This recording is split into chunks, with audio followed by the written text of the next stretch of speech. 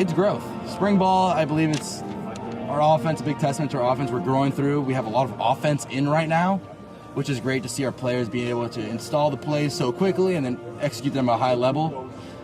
Evidently, we need more reps at it, and that's how you get better as an offense. You rep it throughout the spring, throughout the summer, and then you, at the end, execute it and play in the fall.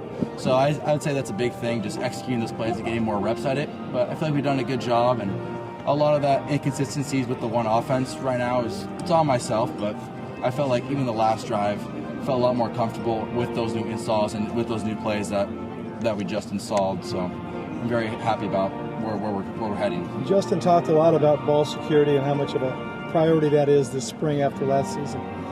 Where do you think you guys are at with that? I think we're doing better in ball security. I can't quote it specifically, but I remember there being a stat that we were the best ball security team on defense, as in taking away the ball, and then one of the worst on offense, as in giving up the ball. And that's something that can't happen. Coach Sermon, the staff, and all the leaders on defense, they do an amazing job of taking the ball away. And so we need to capitalize and take care of ourselves. We want to stretch it down the field and take risks sometimes, but we got to take calculated risks and make sure the ball's in good hands. Feels like there's been a lot of work with the quarterbacks and the running backs during kind of the drill periods. What's the key to some of those exchanges and getting those kind of down in this time of year? A big part of our offense is a run. The offense is established with our amazing offensive line, who's done amazing so far in spring ball, and especially with explosive players all across the running back room. I would name all 7 of them. I believe it's 7. I can name them out, but they're all explosive players, and any of them with the ball in their hands, they have the ability to go score. Go score and have big plays. So if we really have those meshes down pat, that also translates into play action. So I believe meshes, especially with Coach Blesh's offense, is a big part of our offense and its success. How much have you seen some kind of growth there in those, kind of that mesh point and what you guys are trying to accomplish in those drills? I think it's grown a lot. Obviously, when you have players like Jaden Ott and even new players like Kadarius, they're very good and very experienced. All they do is, take handoffs and go score. So it's fairly easy. It's more on the quarterbacks to really get to. By the way, shout out Mikey Matthews right there. How do you rate your new burrito? Appreciate it, Mikey. By the way, Mikey had 2 amazing catches in a row today. Asking about probably burrito. around 40 yards. So I would say shout out Mikey. Mikey's done a great job this spring. Burrito's good. Hopefully, hey, let's go get it today. You and me, let's go. Shout it out. Tell us something about Mikey that maybe we don't know. I would say a lot of people see Mikey's flashiness on the field, but a lot of people don't see his dedication off the field, especially when we're in winter workouts.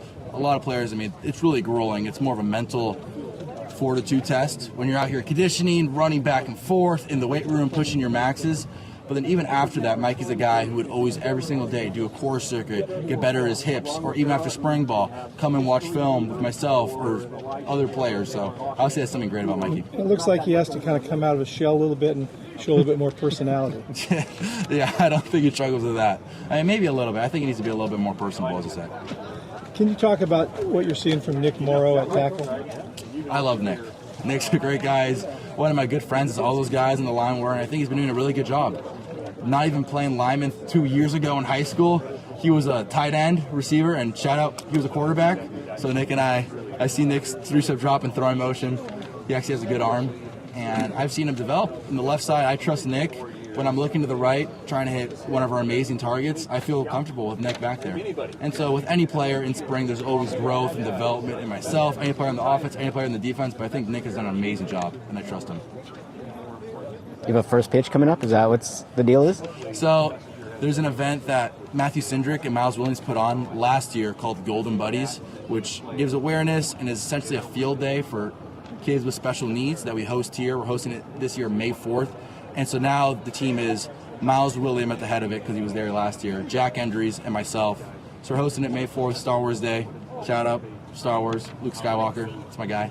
And so we're going to the baseball game where they're going to do a PA announcement, and Miles Williams, BMW, is going to give out the first pitch. But Jack and I are going to be there supporting him and make sure his arm's loose so he can throw a strike.